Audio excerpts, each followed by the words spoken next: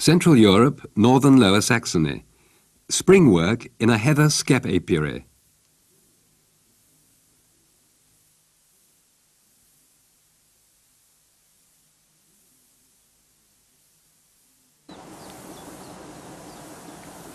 In the region of cultivated heathland between Bremen and Hamburg, in Langenfelde near Sittensen, lies the farmstead of the head beekeeper Georg Klintwort.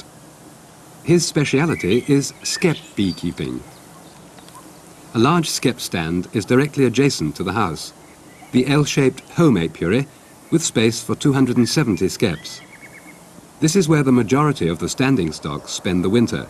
Its orientation to the east and the south provides them with a maximum of sunshine. During the winter, the entrances of the Skeps are shaded from the sun to prevent the bees being tempted out too early in the year. In March, if the weather promises to stay warm, the beekeepers remove the sunshades. Now it is time for the cleansing flight, during which the bees rid themselves of the excreta from their winter feed. The large-scale beekeeper also needs several big outstands for his 700 winter stocks. They are located on the periphery of the cultivated land, close to the virgin moorland with its sprinkling of birch, alder and willow trees. Closest to the farm is the outstand near Marschhorst. Its rectangular closed construction provides the Skeps with a maximum of protection against wind and weather. Many of the beekeepers' seasonal tasks are performed in this rectangular space.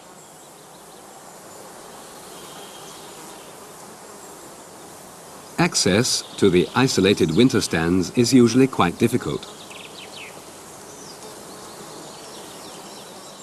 The single stand in woodland cover near Twistenbostel is also oriented to face the sun.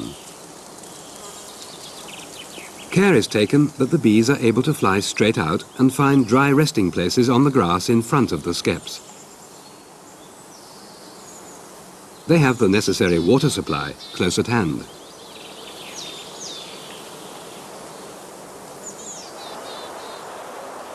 The first spring feeding is provided by hazel, willow and alder close to the winter stands.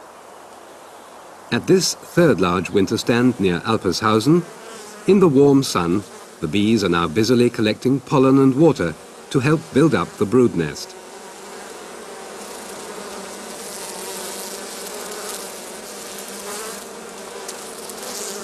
By mid-April, it's time for Georg Klintwort to prepare the Skeps for the spring migration. In doing so, he takes the opportunity of inspecting the stocks to assess their condition. No beekeeper is ever without a smoker. The smoke from the smouldering tansy subdues the bees which are already actively tending their brood.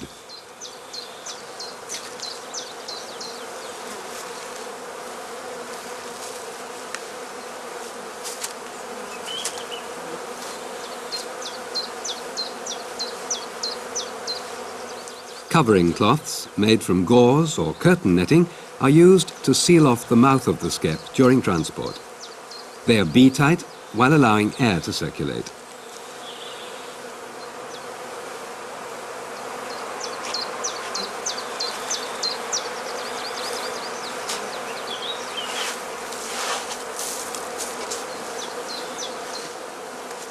The entrances stay open until evening to allow the bees to forage freely.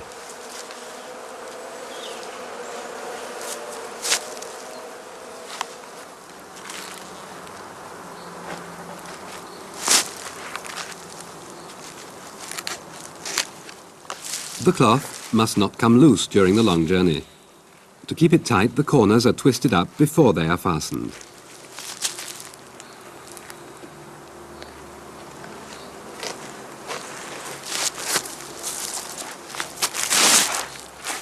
On the shelves, beneath each Skep, wax covers gnawed off the food cells and dead bees have been collecting throughout the winter. To the beekeeper, this debris is an indicator of the remaining food supplies in the Skep and the population of the stock.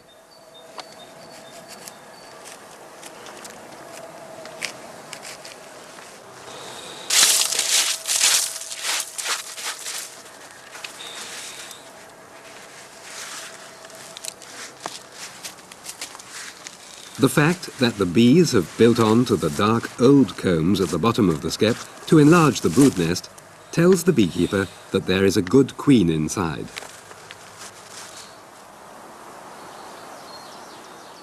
While inspecting and preparing his stocks, the beekeeper is assisted by another beekeeper and an apprentice. The colonies that have been assembled at only a few stands for overwintering are now going to be transported in small batches to better nectar and pollen yielding areas. The majority of them, including the best stocks, are to be set up in the Alte Land. This extensive fruit-growing area between Stade and Hamburg to the south of the Elbe is the preferred spring migration place for the Heathland beekeepers. To the back of the large Outlander farmhouses, the orchards of the fruit growers extend over a large area. In groups of up to 20 skeps, or singly, the winter stocks are now distributed on small migration stands. The skeps are put out immediately on arrival in the early morning.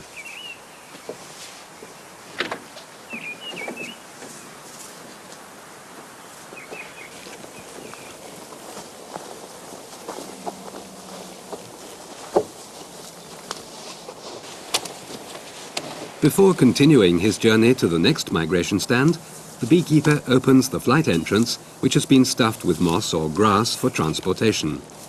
This allows the bees, as soon as they have arrived at the new site, to set out on their first orientation flight.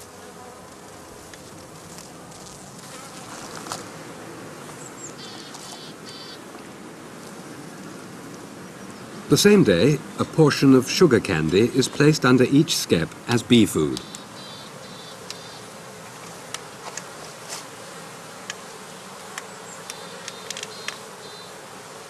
Shallow beechwood dishes with 3 carved feet are traditionally used for this purpose. The feet prevent the bees from gluing the dishes to the shelf with propolis and wax.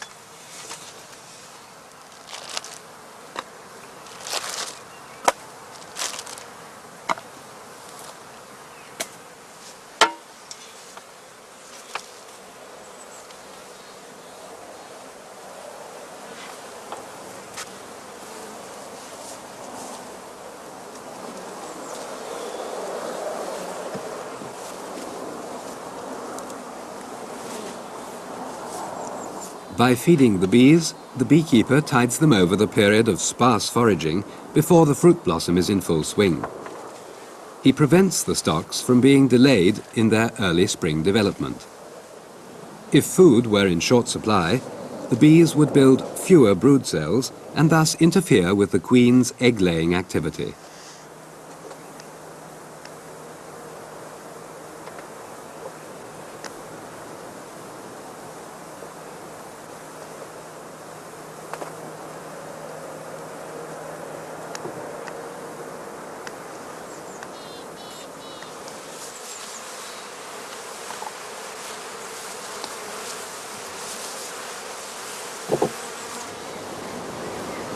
The covering cloths are removed and will not be needed again until the skeps are taken back home. There's an agreement between beekeepers and fruit growers that the stocks migrate to the Alte Land in time for the first flowering, which is the sweet cherry blossom. A fortnight later, the sour cherries are in full bloom.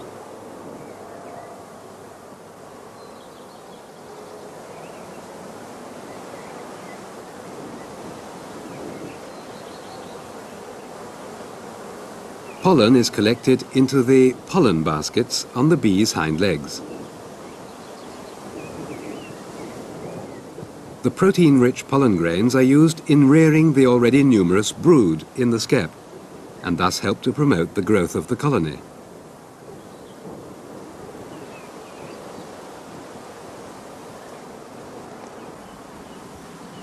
The sugary nectar yielded by the blossoms is the source of energy for the bees in the skep. When the sour cherry blossom is over, the last blossoms to be worked by the bees in the Alte Land are pear and apple. In mature orchards, these trees are planted in long rows, often alternating with one another.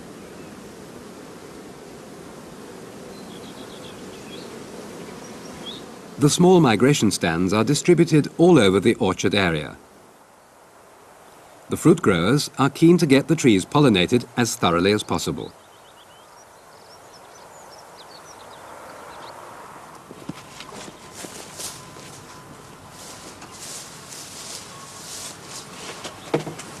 Once a week, the beekeeper inspects the stocks in the migration stands.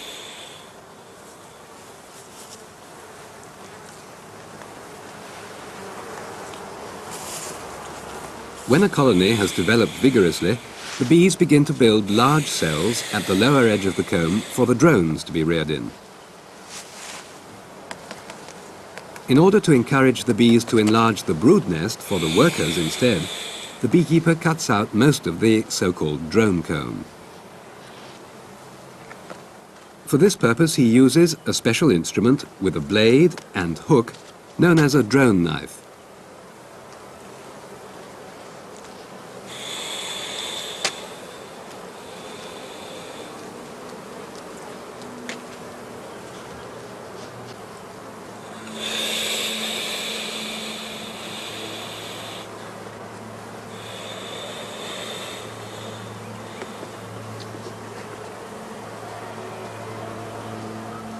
The pieces of comb removed in this operation are collected for melting down to wax at a later date.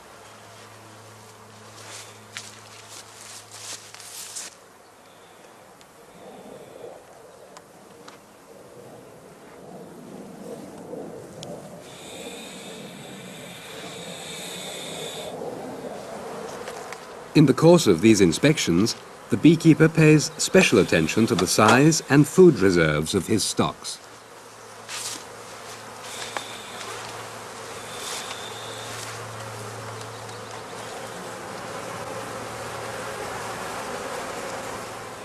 In good years, when the bees have lots of natural food, some of the sticky candy remains behind on the feeding dish. In years like this, the colony develops at a rapid rate, and the first queen cells signal the colony's readiness to swarm. A premature queen cell is being removed here as well.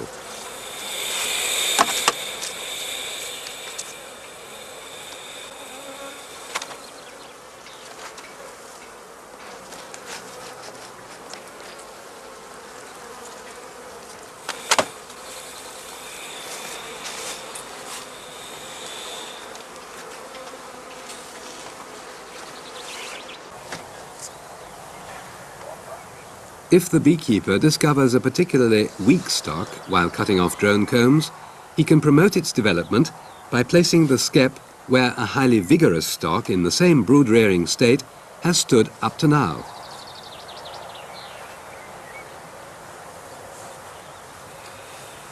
As the foraging bees always return to their accustomed location, this enables the beekeeper to equalize his stocks.